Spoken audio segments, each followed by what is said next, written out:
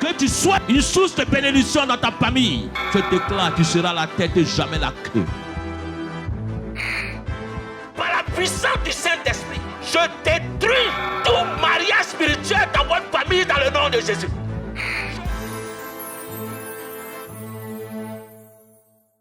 Dis avec moi, je ne perdrai point ma couronne.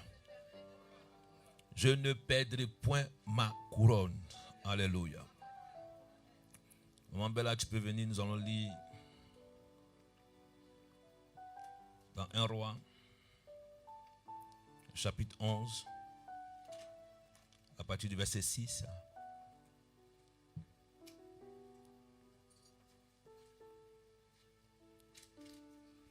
Un Roi, chapitre 11, à partir du verset Alléluia. 6. Je lis la parole de Dieu. 1 Roi 11, verset 6. Verset 6. Et Salomon fit ce qui est mal aux yeux de l'Éternel, et il ne suivit point pleinement l'Éternel comme David son père. Alors Salomon bâtit sur la montagne qui est en face de Jérusalem un haut lieu pour Kémosh, l'abomination de Moab, et pour Moloch, l'abomination des fils d'Ammon. Et il fit ainsi pour toutes ces femmes étrangères qui offraient des parfums et des sacrifices à leurs dieux. L'Éternel fut irrité contre Salomon parce qu'il avait détourné son cœur de l'Éternel, le Dieu d'Israël, qui lui était apparu 2 fois. Amen. Il lui avait à cet égard défendu d'aller après d'autres dieux, mais Salomon n'observa point les ordres de l'Éternel. Et l'Éternel dit à Salomon, puisque tu as agi de la sorte et que tu n'as point observé mon alliance et mes lois que je t'avais prescrites, je déchirerai le royaume de dessus toi et je le donnerai à ton serviteur. Oh là là, amen. Seulement, je le ferai point pendant ta vie à cause de David, ton père. C'est de la main de ton fils que je l'arracherai. Je n'arracherai cependant pas tout le royaume. Je laisserai une tribu à ton fils à cause de David, mon serviteur, et à cause de Jérusalem que j'ai choisi. Alléluia. L'Éternel suscita un ennemi à Salomon, Hadad, l'Édonite, de la race royale d'Édom. Dans le temps où David bâtit Édom, Joab, chef de l'armée, était monté pour enterrer les morts, tua tous les mâles qui étaient en Édom. Il resta 6 mois avec tout Israël jusqu'à ce qu'il en eût exterminé tous les mâles. Exterminé tous les mâles, pardon. Ce fut alors qu'Hadad prit la fuite avec des Édonites, serviteurs de son père, pour se rendre en Égypte. Hadad était encore un jeune garçon. Parti de Madian, ils allèrent à Paran, prirent avec eux des hommes, des parents, et arrivèrent en Égypte auprès de Pharaon, roi d'Égypte. Pharaon donna une maison à Hadad, pourvu à sa subsistance, et lui accordait des terres. Hadad trouva grâce aux yeux de Pharaon, à tel point que Pharaon lui donna pour femme la sœur de sa femme, la sœur de la reine Chapanèse. Amen. Amen. Alléluia. Que le nom du Seigneur soit béni. Père, je bénis ta parole. Je te dis merci. Seigneur, je veux, Éternel, que ta parole, Éternel, nous fasse du bien.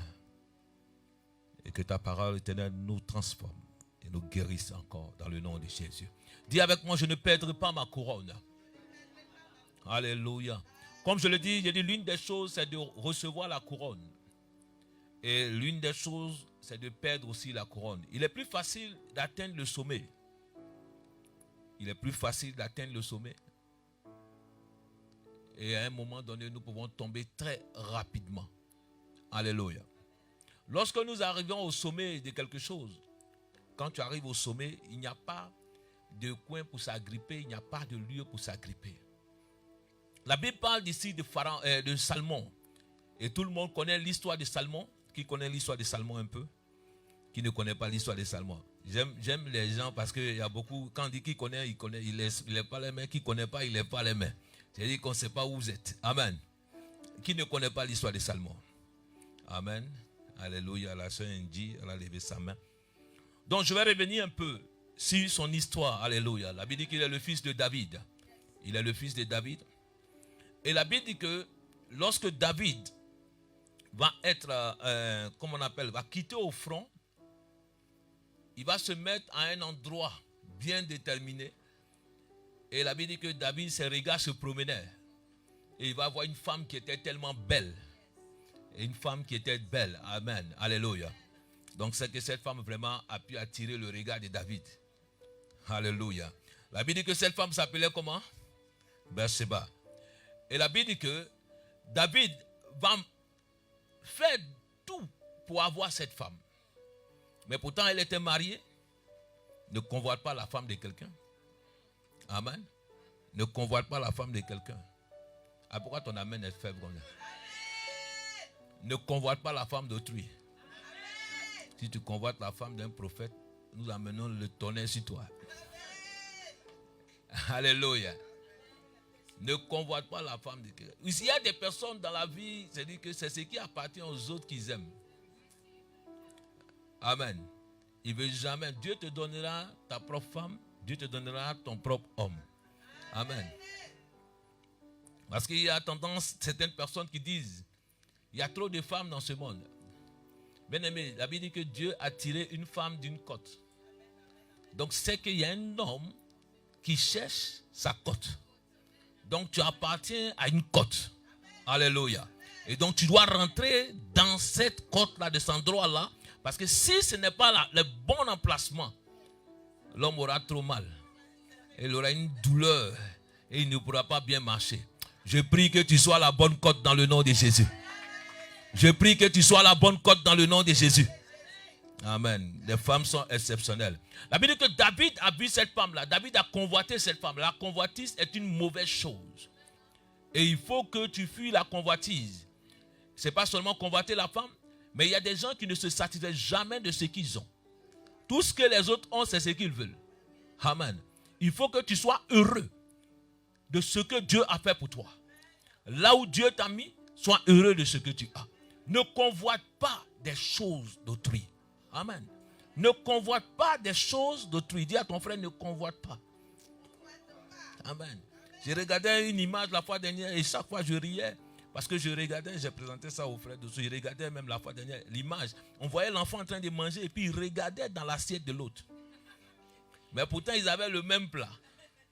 Nous avons la même vie. Nous sommes sur la même terre. Nous marchons tous ensemble. Nous sommes dans le même boulot. Mais tu convoites la place de l'autre. Tu convoites ce que l'autre a. Alléluia. Ta vie ne te plaît pas tellement que tu convoites l'autre. La Bible dit que David a regardé. David est le roi. Mais la femme de son soldat, c'est celle-là qui convoite. Et la Bible dit que David va faire tout pour tuer Uri. Et prendre sa femme. Et la Bible dit que ce que David savait faire, c'est que quelqu'un qui savait se repentir. Mais l'une des choses que je n'ai pas compris, c'est que Dieu va permettre que cette femme encore fasse un autre enfant. Mais cet enfant-là, c'est celui-là qui va être désigné pour être roi. Donc si c'est quelqu'un qui va se poser la question, elle se dit, mais David est quelqu'un qui voyait loin alors. Alléluia. Mais David a d'autres femmes.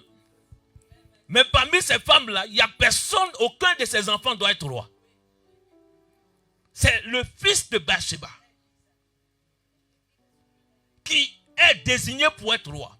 Et Salmon signifie bien-aimé de Dieu. Je prie que tu sois le bien-aimé de Dieu. Je prie que je sois le bien-aimé de Dieu. Je déclare que tu sois le bien-aimé de Dieu dans le nom de Jésus. Salmon était le bien-aimé de Dieu. Et la Bible dit, Salmon a été choisi parmi ses frères pour être roi. Donc Salmon est quelque part tranquille. Il est venu après.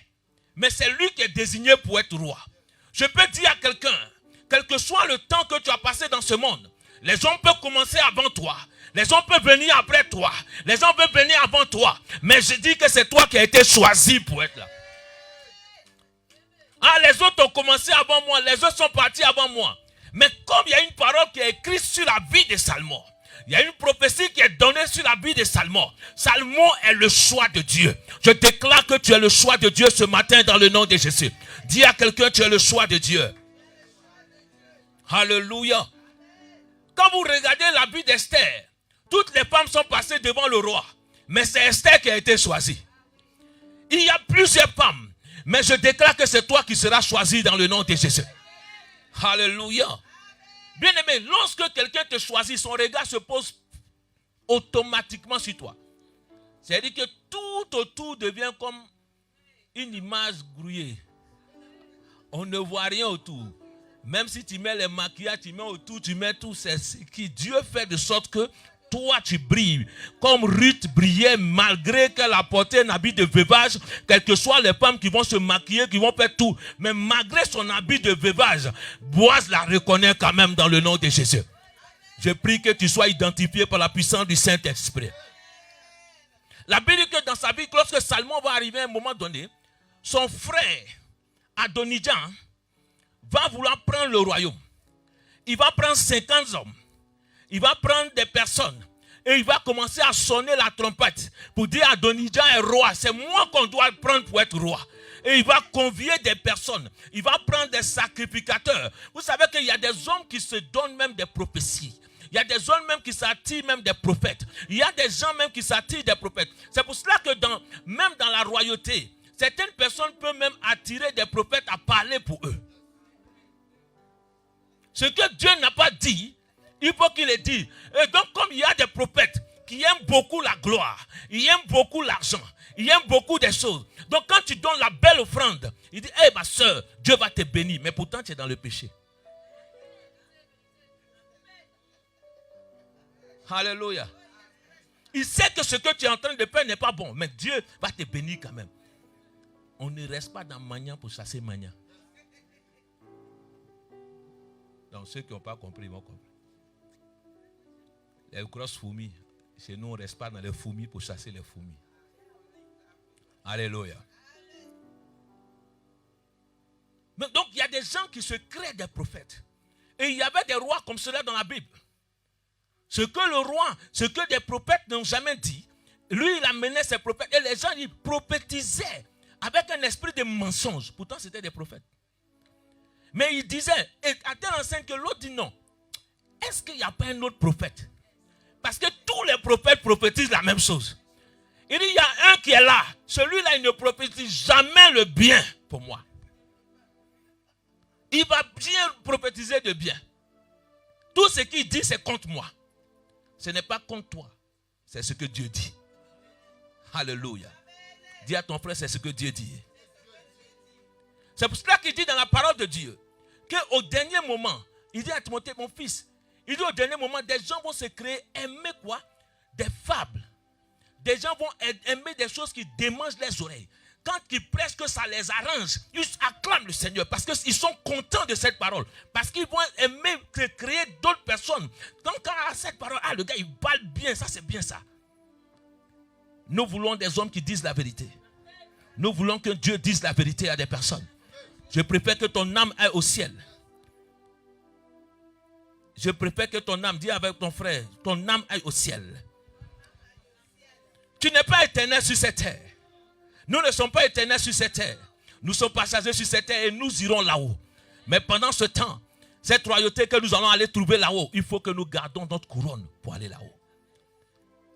La chrétienté est une couronne. Parce que c'est une nouvelle vie que Dieu te donne. Et donc Dieu te couronne comme un prince. Mais est-ce que tu vas perdre cette couronne-là sur le chemin? Dis, je refuse, je ne perdrai pas ma couronne. Alléluia. La Bible dit que Bathsheba dit à David, voici, Adonijah a convié des gens. Adonijah a convié des gens, mais mon fils Salmon est laissé de côté. Elle dit, Salmon est laissé de côté. Je vous donnerai ces passages après, mais vous pouvez lire, vous recherchez dans le livre de 1 roi. Et vous allez lire l'histoire de Salmon. Il dit, Salmon est laissé de côté. Mais Adonijah se proclame roi. Il y a des gens qui se proclament roi. Et il y a ceux-là qui sont mis rois. Alléluia. Donc il y a quelqu'un qui peut se proclamer. Mais il y a ceux-là qu'on pose la couronne sur les têtes. Et je pense que toi, on posera la couronne sur ta tête dans le nom de Jésus. Et Bathsheba va voir David. Elle va dire à Nathan, mais n'as-tu pas dit, est-ce que Dieu n'a pas dit que c'est mon fils Salomon qui doit régner? Pourquoi c'est Adonijah qui règne? Donc bien aimé, il y a des moments où des hommes peuvent venir à ta place. Mais quand tu te rends compte, à cause de la prophétie qui est écrite sur ta vie, quel que soit le temps, tu prendras ta position dans le nom de Jésus. Je vois des personnes prendre leur position dans le nom de Jésus. Quelle que soit la personne qui a pris ta place, c'est pour cela qu'il dit des esclaves sont à terre. Et sont quoi? Sont sur des chevaux et des princes sont à terre. Je proclame et je déclare que tout prince qui est à ta place, tout esclave qui est à ta place, je le fais descendre et je te fais monter à ta place dans le nom de Jésus. Je parle à quelqu'un ce matin. S'il y a quelqu'un qui a pris quelque chose qui t'appartient, j'arrache cela et je te redonne cela par la puissance du Saint-Esprit. Bathsheba voit que Adonijah veut prendre ce qui appartient à son fils. Parce qu'il y a une parole qui est déclarée pour son fils. Il y a une prophétie qui est déclarée pour cela. Et David va dire, mais quand il regarde Adonijah, il va regarder Adonijah, mais Adonijah n'avait pas encore, comment on appelle, il n'avait pas eu l'expérience. Malgré comment son frère est mort. Le frère d'Adonijah, c'était qui? Je vois des personnes qui lisent la parole de Dieu. À un moment donné, quelqu'un a pris la place de David. À un moment donné, quelqu'un même a voulu prendre le trône de David. Et c'était son propre fils, Absalom, que Dieu te bénisse. C'était qui ça? Absalom est venu prendre une révolte contre David. Donc Absalom, même le propre fils, ce n'est pas quelqu'un d'autre, mais c'est le propre fils de David qui veut prendre sa place. Il a fait fuir David. Alléluia. Il a mené une révolte. Absalom, vous savez comment il faisait? Absalom s'asseyait, la Bible dit que Absalom s'asseyait toujours à la porte. Chaque fois que quelqu'un sort du royaume, il dit, est-ce que le roi a réglé ton affaire? Est-ce que le roi a bien fait tes affaires? Il y a des gens qui sont comme des Absalom. Est-ce que ton affaire là, ça a été bien fait? Est-ce que David a réglé? Absalom fait semblant d'être avec toi. Parce que Absalom cherche à attiser des personnes contre David. Je refuse d'être un Absalom. Tout Absalom dans ta vie, dans ton travail, qui tombe dans le nom de Jésus. Ah, tu ne dis pas au nom de Jésus.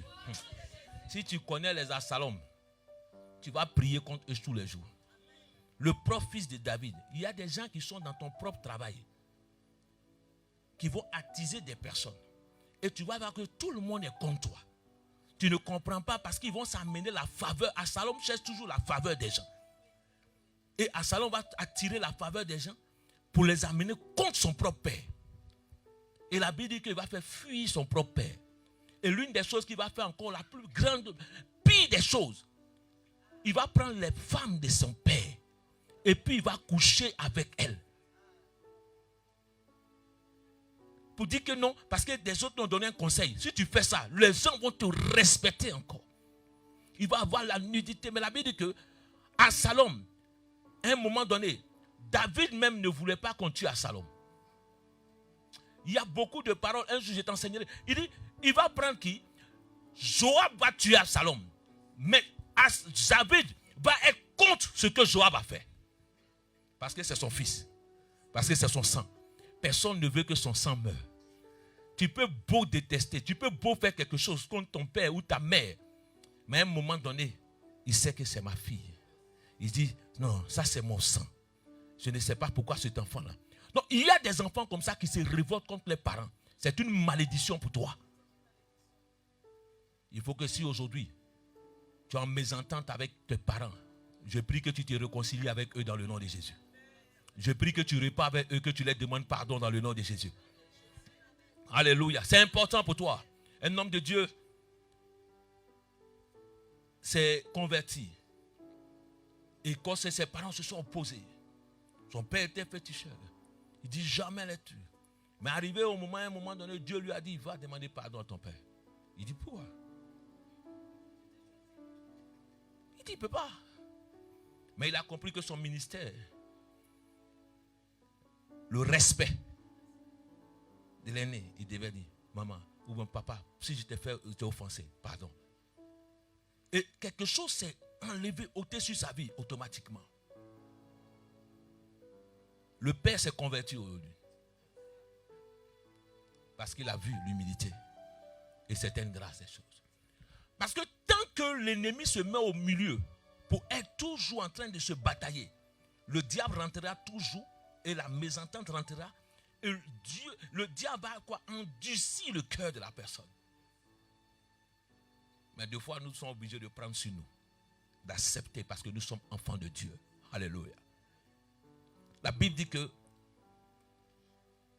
Adonijah a pris la place, a voulu prendre la place. Et David a rétracté des choses pour que Salomon soit roi. Ah, Dieu va rétablir les choses pour que tu sois roi. Dieu rétablit les choses pour que je sois roi dans le nom de Jésus. Dis avec moi, je serai roi dans le nom de Jésus. Je suis déjà roi. Alléluia. Donc, lorsque quelqu'un règne sur un territoire bien déterminé. Il règne sur un territoire quoi? Bien déterminé. Donc, il règne dans un domaine bien déterminé. Alléluia.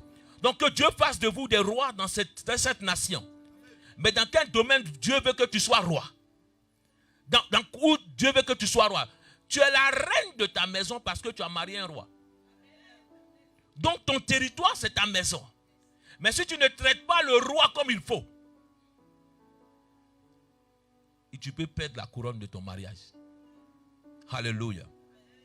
La Bible dit, Salomon a eu cette royauté-là. Mais Salomon, David va lui donner un avertissement. Il va lui donner quelque chose. Il va lui donner un conseil. Il va dire, mon fils, fortifie-toi. Sois un homme. Marche selon les principes de Dieu. Marche selon la volonté de Dieu. Marche selon ce que Dieu dit. Marche selon ce que Dieu va te donner. La Bible dit que Salomon va appliquer son cœur à ce que David a dit. Il va construire le temple de Dieu. Il va bâtir la maison de Dieu. Et la Bible dit que même dans 1 Roi 8, Salomon va faire des choses qui sont vraiment bien pour la volonté de Dieu. Il va commencer à dire même certaines paroles que lui-même il ne va pas appliquer. Il va dire que même ceux-là même qui vont tourner leur face vers ce temple-là, que Dieu les exauce. Et que ce jour, même si quelqu'un a péché, s'il se répand, que Dieu revienne et que Dieu l'aide à changer sa vie. Mais la Bible dit que, arrivé un moment donné, quand Maman Bella lisait tout à l'heure, quand vous commencez à partir du verset 1, la Bible dit que Salomon aima les femmes étrangères. Salomon aima les femmes étrangères.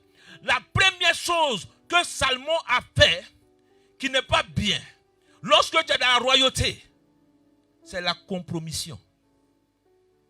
Dis à ton frère, arrête de te compromettre. La Bible dit qu'il n'y a rien à voir la lumière avec les ténèbres. Dieu est tellement clair dans sa parole. Dieu est tellement... Je ne sais pas comment le dire.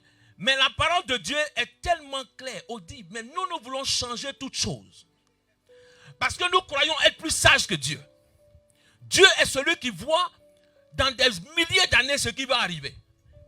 Dieu voit dans milliers d'années ce qui va arriver. Il va dire au peuple d'Israël, lorsque vous allez arriver sur ce territoire, pour que vous régniez, tuez-les. Mais Dieu dit que je suis un Dieu d'amour. Mais comment il peut décider de tuer des personnes? Il dit, ceux-là seront quoi? Des épines dans vos pieds. Mais le peuple, non, c'est un Dieu d'amour. Non, Dieu était un Dieu d'amour. Salomon va commencer à aimer les femmes étrangères, les filles étrangères. La première fille qu'il va amener dans sa maison, c'est la fille de Pharaon. Mais pourtant, il se souvient de cette parole. Dieu a dit quoi? Ces Égyptiens que vous voyez là, vous ne les verrez plus jamais. Mais Salomon a fait que nous revoyons les Égyptiens. Il allait prendre la première personne qu'il a mariée, c'est la fille de Pharaon. De foi, nous les chrétiens, nous voulons faire rentrer le monde dans l'église. Le monde dans notre vie. Salomon dit non. Ce sont des hommes aussi. Non, Dieu est amour. Mais nous allons prendre. Il dit, ces gens-là vont incliner ton cœur vers d'autres dieux. La mauvaise compagnie corrompt les bonnes mœurs. Quand tu es chrétien, tu es devenu un roi. Tu marches avec des rois. Tu as une vision de roi. Tu ne marches pas avec n'importe qui. Mais Salmon va se marier avec la fille de Pharaon. Après cela, bien aimé, beaucoup de personnes disent non, Salmon était polygame. C'est parce que Salmon était insatisfait. C'est parce que Salmon était insatisfait. Donc, comme il était insatisfait, il est obligé d'aller de femme en femme. Il est obligé. Donc, chaque fois quand il est là, il dit non, elle ne me satisfait pas. Donc, je suis obligé de prendre une autre. Donc, ce qu'il ne trouvait pas chez une, il partait chercher chez quoi? Chez l'autre. Mais chaque fois, il n'est pas comblé de ce qu'il a. Et donc, Salmon, cela l'a conduit à quoi? À avoir combien de femmes? 1000. Il a 300 femmes et 700 concubines. Et 300 concubines. Donc, imaginez-lui, Salmon. Je me demande combien de semaines il a pour une femme. Pourtant, je sais qu'il y a 30 jours. Donc, combien de temps il peut passer dans la maison d'une femme? Alléluia. Bien-aimé, arrivé à un moment donné, donc il faut que la première chose, ce n'est pas toi du monde. Dis à ton frère, ce n'est pas toi du monde. Je suis un roi, je ne marche plus avec des esclaves. Je n'ai pas une pensée d'esclave. Je n'ai pas une mentalité d'esclave. Parce que deux fois, certaines personnes ne comprennent pas.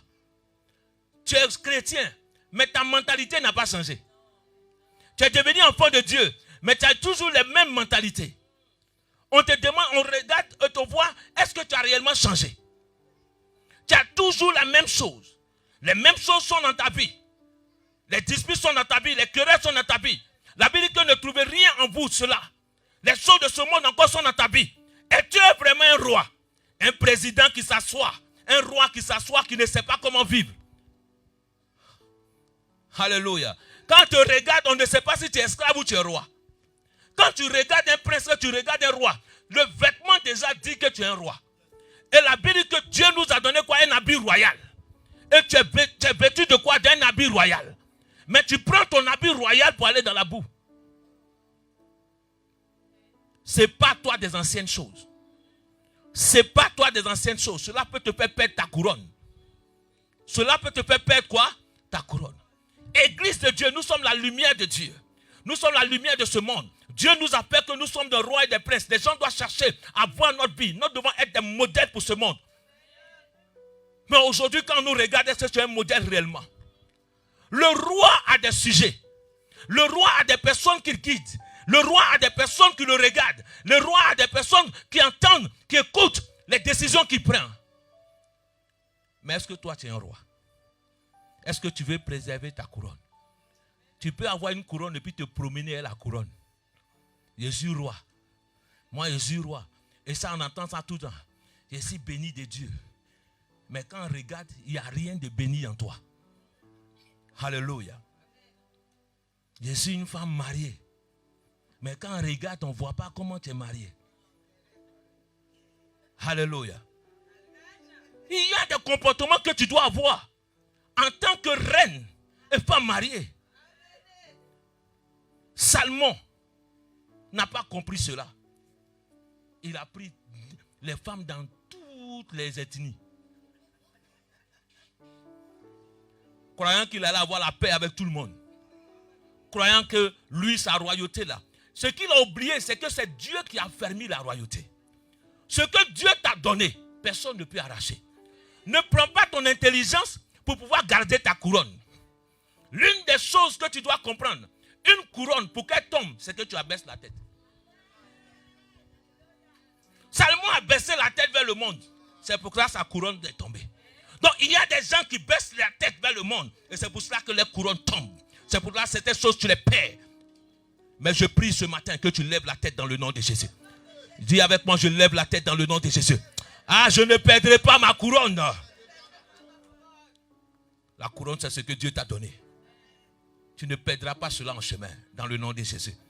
La Bible dit, voici Salomon maintenant. Il laisse rentrer l'Égypte dans sa vie. Il laisse rentrer le monde dans sa vie. Il laisse rentrer d'autres dieux dans sa vie. Et la Bible dit que les dieux ont dit, mais ce qu'il va faire encore. Et tout à l'heure, maman Bella lui disait, comme tu agis ainsi, Salomon, comme tu agis ainsi, la Bible dit que Salomon va bâtir des autels pour d'autres dieux.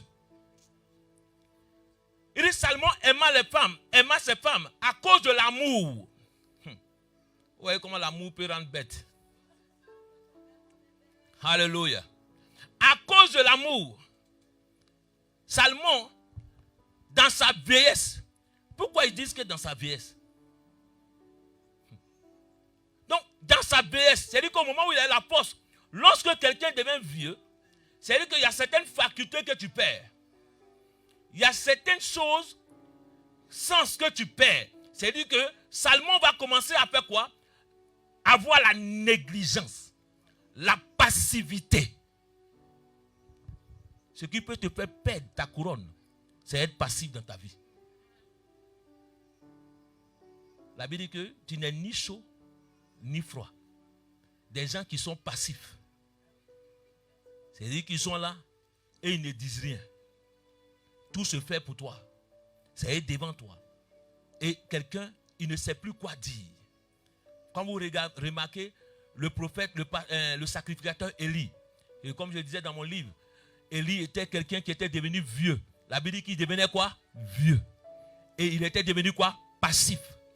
Un chrétien qui est passif. C'est-à-dire que toi, tu ne sens plus si le péché ou il n'y a pas le péché. Tu es passif devant le péché. La Bible dit que quand tu as le Saint-Esprit en toi, le péché doit être pour toi une abomination.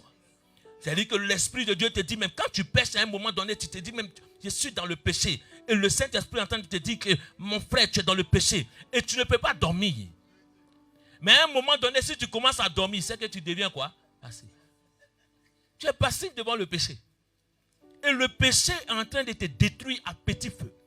Et le péché est en train d'enlever la couronne sur ta vie à petit feu. Et ta lumière est en train de s'éteindre. Au lieu que tu règnes, tu deviens dominé.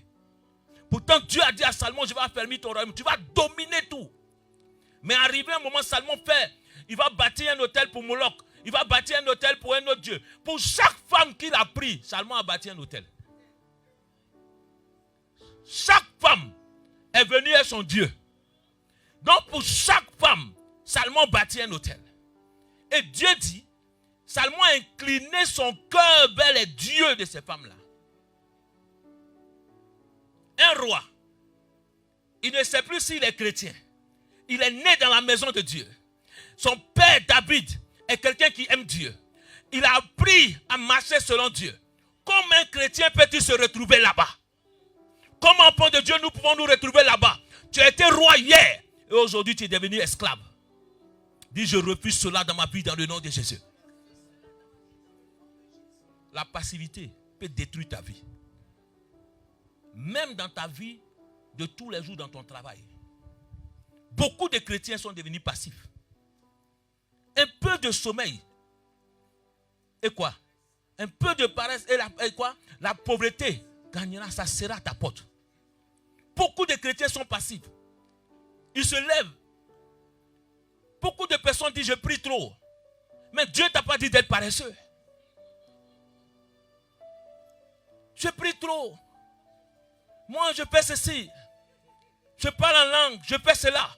Mais nous sommes paresseux.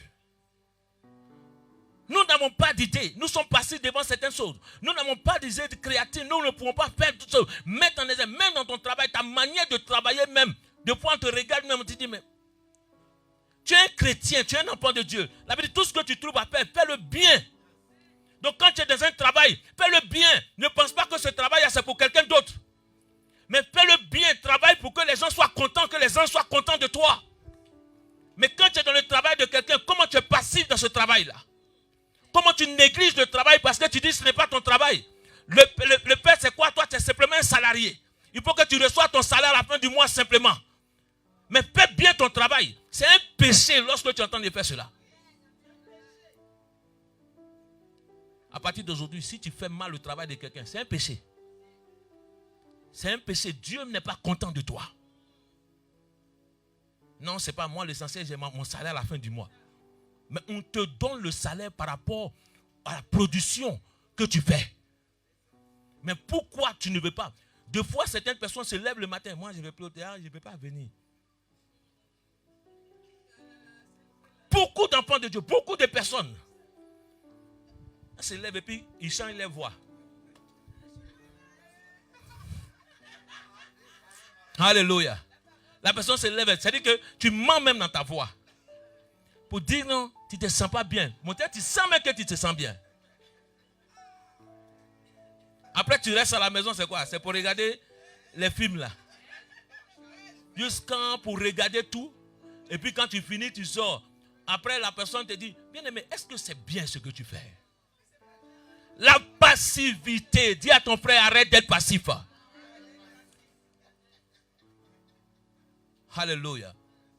Il est passif dans l'église. Il est passif dans le ministère de Dieu. Si tu ne fais pas, Dieu suscitera des pierres pour le faire. Ne pense pas que tu es indispensable dans la maison de Dieu. Ne pense pas que tu es indispensable dans l'œuvre de Dieu. Et Élie va dire, Seigneur, regarde ce que j'ai fait. Il dit, Élie, qu'est-ce que tu fais ici? Il dit, Seigneur, j'ai tué, j'ai fait ceci, j'ai fait cela. Il va commencer à élever son CV devant Dieu. Il va commencer à dire tout ce qu'il a fait. Dieu dit, des prophètes comme toi, j'en ai des milliers. Des gens qui chantent comme toi, j'en ai des milliers. Des gens qui balayent comme toi, j'en ai des milliers. Des gens qui prêchent comme toi, j'en ai des milliers. Dis à ton frère, il y en a des milliers. Dieu a des milliers comme toi. Donc ne crois pas que c'est toi qui rends service à Dieu. C'est Dieu qui te rend service. Parce que des fois nous faisons cette erreur. En croyant que lorsque nous servons Dieu, nous rendons service à Dieu. Mais au contraire, c'est nous qui nous rendons service. Lorsque nous donnons à Dieu, nous ne rendons pas service à Dieu. C'est pour notre propre bien. C'est pour que notre couronne demeure sur notre tête. C'est pour que notre couronne soit préservée sur notre tête. Tu ne rends pas service à Dieu. Une des choses que j'ai dit à Dieu, le Seigneur me dit non. J'ai dit quand je me lève à 5 h du matin pour prier chaque fois. Et chaque 4 heures, je suis obligé de me réveiller. Et à un moment, j'ai dit, mais si tu es fatigué un peu, dis, si tu ne te lèves pas, non, je me lève en même temps. Alléluia. Parce que je me dis, il y a des gens qui ont dormi et puis ils ne se sont pas réveillés. Donc chaque fois que je dis, au moment où le Seigneur sait que chaque matin, il y a quelqu'un pour prier. Donc puisqu'il y a quelqu'un là pour prier, je dis, Seigneur, tu sais que je dois prier chaque matin. Donc la maladie ne peut pas prendre ma vie. Les choses ne doivent pas prendre ma vie. Donc quand il y a une douleur dans mon corps, tu sais, hey, Seigneur, si tu sais qu'il y a la douleur dans mon corps qui reste là, comment je vais prier? Donc enlève cette douleur pour que je puisse prier. Donc il doit te garder en bonne santé parce que tu dois faire l'œuvre de Dieu. Il y a des Dorcas qui ont eu la couronne. Même quand elle est morte, on dit non, Dorcas ne peut pas mourir. Oh bien-aimé, tant que Dieu t'a choisi, tant que tu sais Dieu, tu n'es pas passif dans la maison de Dieu, Dieu ne permettra jamais que tu partes. Même la mort ne peut pas te toucher. Parce que tu es une bénédiction pour Dieu. A dit, je suis une bénédiction pour Dieu. Je suis une bénédiction pour l'œuvre de Dieu. Ne sois plus passif. Il y a des femmes, dans les maisons, elles sont passives. Amen. A dit à partir de là, ne sois pas passif. Mais le mari que tu as donné, la femme que tu as, c'est une couronne. Le mariage est une couronne. Non, j'ai eu. Non, j'ai ma couronne. Mais il faut savoir préserver la couronne. Vous ne savez pas que la couronne, là, à un moment donné, si tu ne l'entretiens pas, ça ne brille pas. Même ta chaîne, à un moment donné, l'or même commence à quoi? Attendez. Des fois, tu donnes ça au bijoutier. Pourquoi? Pour remettre, pour laver un peu, pour que ça brille. Parce que ça commence à changer la couleur. Mais pourquoi ça change la couleur? Parce que tu n'entretiens pas. Et demain, pasteur, prie. Pasteur, prie. Ma soeur, la royauté s'entretient. La royauté s'entretient. Quand on te donne pour gouverner, apprends à gouverner. Il y a des décisions que tu prends. Sinon, demain, tu vas regretter. Il y a beaucoup qui ont perdu la royauté dans les mains. Après un moment, ils s'asseyent. Tu veux revenir à la royauté, mais les gens disent non. Alléluia. Entretiens ta maison. Entretiens ton mari. Entretiens ta femme. Entretiens tes enfants. C'est important pour toi. Dieu dit, il a placé l'homme dans le jardin pour un seul but, pour le cultiver, le garder. Donc tout ce que Dieu t'a donné, c'est pour cultiver et garder. Tu n'es pas propriétaire de ces choses-là. Tu dois investir dans la vie de tes enfants.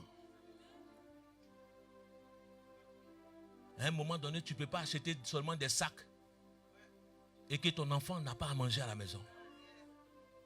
C'est une malédiction pour toi. L'enfant est en train de pleurer et toi, tu es dans les sacs. Et puis toi, maintenant, toi, tu as mangé, tu as tout. Mais l'enfant est en train de se détruire. Une des choses que tu dois comprendre,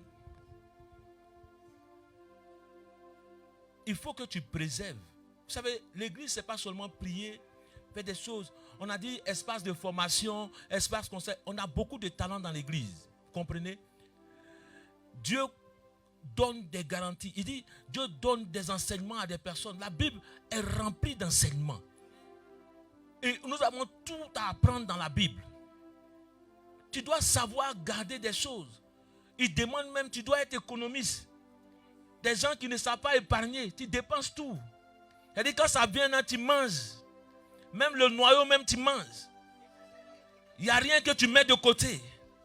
Il dit, peins de côté, il dit, sois comme sage comme une fourmi. Et qu'épargne. Elle met de côté à un moment donné pour attendre des jours. Quand l'hiver arrive, elle sert ce moment-là. Mais pendant ces beaux temps, elle peut emmagasiner certaines choses. Mais toi, aujourd'hui, c'est dit que tu as tout dépensé. Tu manges seulement. Tu vis au jour de jour. Tout ce que tu gagnes, tu manges. Et demain, à un moment donné, tu veux faire un projet, tu dis non, Seigneur, donne-moi. Mais où est ton épargne? Il dit, qu'est-ce que tu as? Il dit à la femme, qu'est-ce que tu as? Elle dit, un peu d'huile. Toi, tu n'as même pas un peu d'huile. Dis à ton frère, garde un peu d'huile. Donc, pendant que Dieu te donne, pendant que Dieu te fait travailler, épargne un peu. Ah, pourquoi votre bénédiction fait quoi?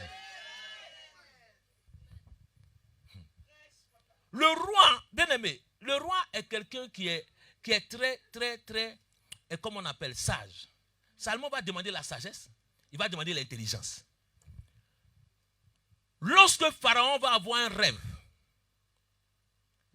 avec Joseph, au temps de Joseph, dans l'église de Genèse, Pharaon dit, j'ai vu quoi? Dans le rêve, des bœufs qui étaient chétifs et des bœufs gras. Il dit, j'ai vu combien de bœufs gras? 7. Et les bœufs chétifs étaient combien? 7. Il dit, j'ai vu à un moment donné les bœufs chétifs manger. Vous avez déjà vu un bœuf qui mange un bœuf? Vous n'avez jamais demandé cela signifie quoi dans le rêve? Et Salomon ne va pas comprendre, Pharaon ne va pas comprendre le rêve. Mais il fallait que David puisse interpréter, Joseph puisse interpréter le rêve. Il dit ce que tu as vu. Il ne faut pas que quelqu'un te mente. Parce qu'il y a beaucoup qui mentent dans les rêves. Elle dit quand il y a vu bœuf là, c'est bœuf. Non. Joseph dit ce n'est pas les bœufs. Il dit c'est dans des saisons. Des saisons d'abondance. Et quoi? Des saisons de quoi? De sécheresse. Donc il y a dans la vie de quelqu'un, il y a des moments de saisons d'abondance. Mais il dit pendant les saisons d'abondance, ce que tu vas perdre, emmagasine, épargne, garde, préserve les choses. Au moment où la sécheresse va arriver, tu auras emmagasiné. Mais beaucoup de personnes n'ont pas interprété. Apprenez à interpréter ces rêves-là. Beaucoup vivent de fois ce que Pharaon a vécu dans leur vie. Le rêve de Pharaon n'a pas été interprété pour eux. La Bible enseigne beaucoup de choses. Mais Joseph a fait cela. La Bible dit que l'Égypte, en ce temps-là, est devenue une terre où tout le monde venait. Je prie que tu sois une terre à un moment où tout le monde vient. À un moment où on cherche quelque chose. Quelqu'un vient vers toi, il cherche quelque chose. Et c'est vers toi qu'on vient trouver la solution. Que tu sois la terre où Dieu bénit des choses. C'est ça la royauté. C'est ça la couronne qui ne doit pas tomber. Mais Salomon, il va être passif. Il va être négligent. Il va s'attacher. Alléluia. Une des choses aussi, c'est la mauvaise alliance. Dis à ton frère la mauvaise alliance. Avec qui tu t'allies pour faire des choses? Avec qui? Mettons-nous ensemble. Mais avec qui tu te mets? Un mauvais mariage détruit la vie. Alléluia. La mauvaise alliance peut détruire ta vie. La Bible dit que Salomon voulait récompenser des rois qu'il avait aidés. Mais il fait des traités avec eux, alors que Dieu n'était pas d'accord. Et ces traités qu'il a fait ont détruit sa vie. Beaucoup de personnes se sont alliées à certaines choses qui ont détruit les vies. Ils se sont associés à des personnes qui ont détruit les vies. Chrétien, arrête de t'associer à n'importe qui. Arrête de te mettre avec la mauvaise personne à n'importe qui. Demande le choix, le temps de Dieu. Demande à Dieu avec qui je dois me mettre. Tout le monde doit se marier. Ah, je vais me marier aussi. Donc quand ça vient, je me marie en même temps. Bien aimé, il y a des mariages où tu pleures. Il y a des mariages où tu as tout. Je connais des personnes qui ont eu tout l'argent qu'il faut, mais elles ne sont pas heureuses dans les mariages. Tu deviens comme un tableau dans la maison. Une dictature pour toi. Où la personne est souple. Elle ne peut même pas dire un mot dans le mariage. Mais il y a l'autre, qu'elle est mariée, elle est contente, elle a la paix du cœur. Malgré que je n'ai pas tout ce qu'il faut. Mais le peu que j'ai me suffit. J'ai mes enfants autour de moi. J'ai la joie. Je peux marcher, je peux vivre tranquillement. Je peux aller au restaurant, je peux faire tout ce que je peux. J'ai la joie dans mon cœur. L'essentiel, j'ai la paix dans mon cœur. Tu as l'abondance, mais tu n'as pas la paix. Fais le bon choix. Choisis bien. Dis à partir d'aujourd'hui, choisis bien. Même choisis bien tes amis. Salomon, avec qui je dois marcher. Dieu dit, ne fais pas alliance avec ces peuples-là. Ne t'allie pas avec ces personnes-là. Ce n'est pas le temps de définir certains mots. Mais la Bible dit que quand tu prends Moloch, ça signifie roi. Mais comment Salomon veut créer, il veut créer un hôtel pour un roi. Toi-même, tu es roi. Tu fais une statue pour un roi. C'est que toi, tu t'assujettis au roi. Donc, tu peux perdre ta couronne.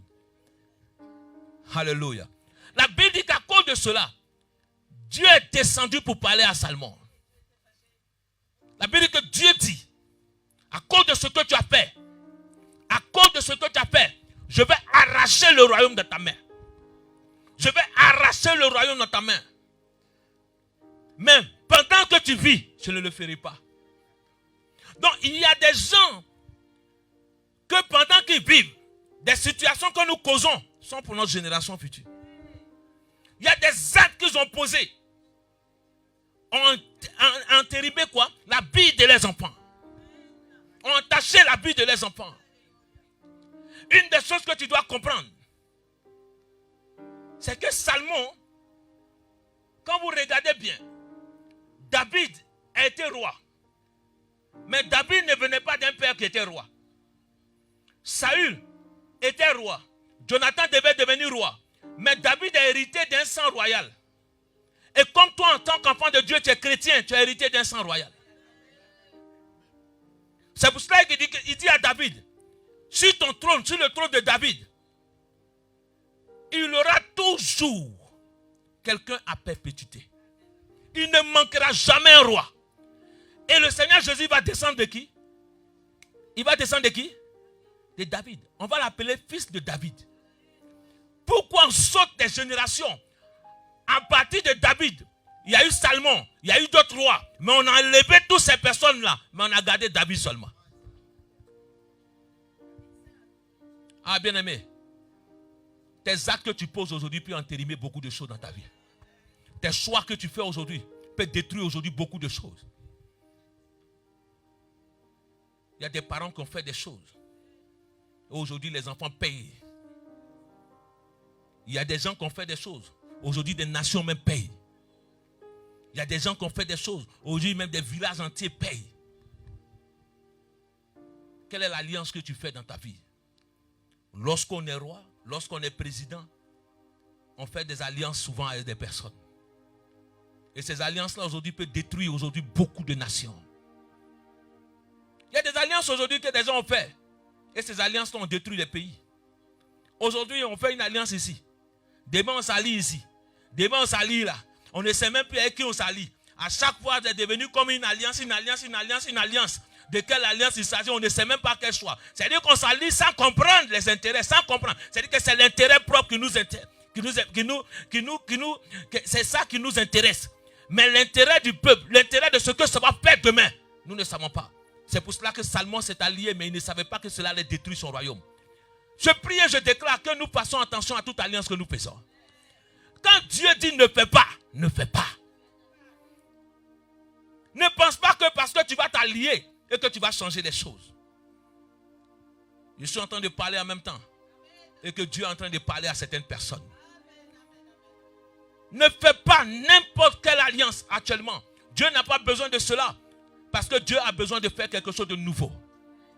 Mais si nous marchons selon sa voie et sa volonté, si nous respectons sa volonté, si nous repentons devant Dieu, Dieu va établir quelque chose de nouveau pour des nations.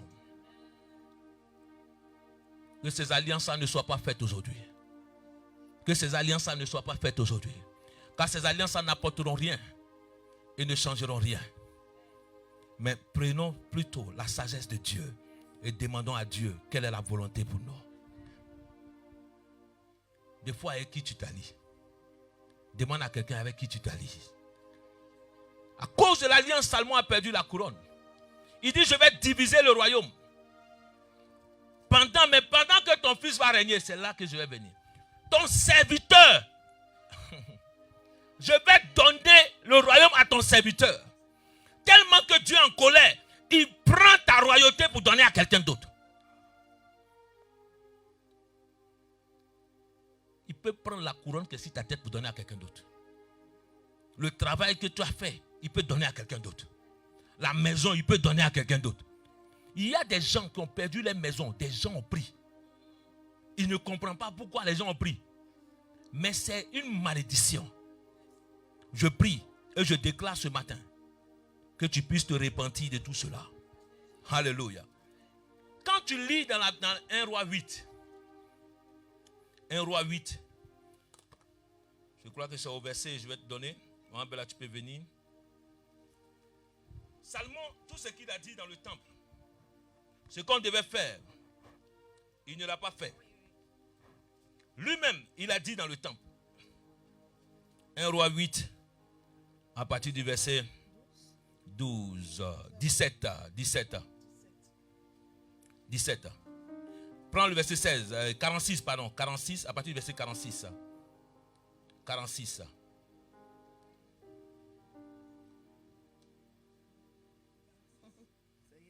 Tu l'as? Il dit quoi? 1 Roi 8, à partir de verset 46. Quand ils pécheront contre toi, car il n'y a point d'homme. Quand ils pécheront. Quand ils pécheront contre toi, car il n'y a point d'homme qui ne pêche. Quand tu seras irrité contre eux et que tu les livreras à l'ennemi, qui les amènera captifs dans un pays ennemi, lointain ou rapproché, s'ils rentrent en eux-mêmes dans le pays où ils seront captifs, s'ils reviennent à toi et t'adressent des supplications dans le pays de ceux qui les ont amenés, et qu'ils disent, nous avons péché. Et qu'ils disent quoi? Nous avons péché. Et qu'ils disent quoi? Nous avons péché. Nous avons commis des iniquités. Nous avons fait le mal. S'ils reviennent à toi de tout leur cœur, de toute leur âme, dans le pays de leurs ennemis, qui les ont emmenés captifs, s'ils t'adressent des prières, les regards tournés vers leur pays que tu as donné à leur père, vers la ville que tu as choisie, vers la maison que j'ai bâtie à ton nom, exauce des cieux. Du lieu de ta demeure, leurs prières et leurs supplications, et fais leurs droits. Pardonne à ton peuple ses péchés et toutes ses transgressions contre toi. Hésite la compassion de ceux qui les retiennent captifs, afin qu'ils aient pitié d'eux, car ils sont ton peuple et ton héritage. Et tu les as fait sortir d'Égypte, du milieu d'une fournaise de fer. Quand tes yeux soient ouverts, que tes yeux soient ouverts, que les supplications de ton serviteur et sur les supplications de ton peuple d'Israël. Amen. Amen. Amen. Quand ils te pardonnent, quand ils se tourneront vers toi. Donc Salomon lui-même le dit dans le chapitre 8. Mais Salomon lui-même n'a pas fait. Jamais Salomon s'est repenti. Jamais Salomon a dit à un moment donné, Seigneur, pardonne-moi ce que j'ai fait. Jamais Salomon, parce que Dieu est un Dieu qui aime ceux qui se repentent. Donc si Salomon s'était repenti, vous croyez que la royauté, elle sera divisée. À un moment donné, quand David s'est repenti, Dieu a fait mourir l'enfant Seth, mais Dieu a pardonné David. Donc à un moment donné, enfant de Dieu, pour que tu reviennes prendre ta couronne, que tu ne perdes pas ta couronne, apprends à te repentir. Reconnais ton problème. Vous savez, il y a des personnes qui ne reconnaissent jamais le tort. Salomon n'a jamais reconnu. À un moment donné, remets-toi en question. Est-ce que là j'ai fauté? Est-ce que là j'ai fait quelque chose? Est-ce que ce que je suis en train de faire est bien? À un moment donné, vous êtes là, dans la maison, vous êtes deux. L'autre dit ça, toi tu dis ça. À un moment donné, remettez-vous en question, vous deux. Et puis tout le monde, on se remet en question. Amen. Amen. C'est important. C'est important. Il faut savoir se remettre en question. Moi, je sais me remettre en question. Et des fois, quand mon épouse dit, elle dit, tu ne fais pas ton boïri ici. Elle dit, ici, ça c'est la prophétie, tu te tais. Ça c'est le prophète. Amen. Donc, des fois, nous aussi, les pasteurs, on veut prendre la prophétie. Mais on sait que tu n'as pas raison. Mais après, on dit, bon, écoute, c'est bon. Donc, arrivé un moment, il faut savoir se remettre en question. Salomon devait se repentir, il n'est pas repenti. Il a été passif. Il s'est associé, il a fait une mauvaise alliance. Et il est retourné dans le monde. Il est allé chercher des choses du monde.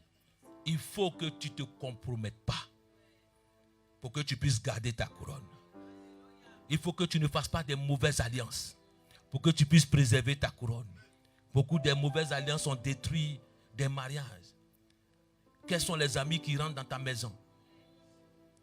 Deux fois, certaines personnes, je vais vous laisser avec ça pour que vous compreniez quelque chose. Même Jésus avait une intimité avec une personne. Qui était le disciple le plus aimé de Jésus? Mais pourtant, il y avait les 12. Ils étaient 11.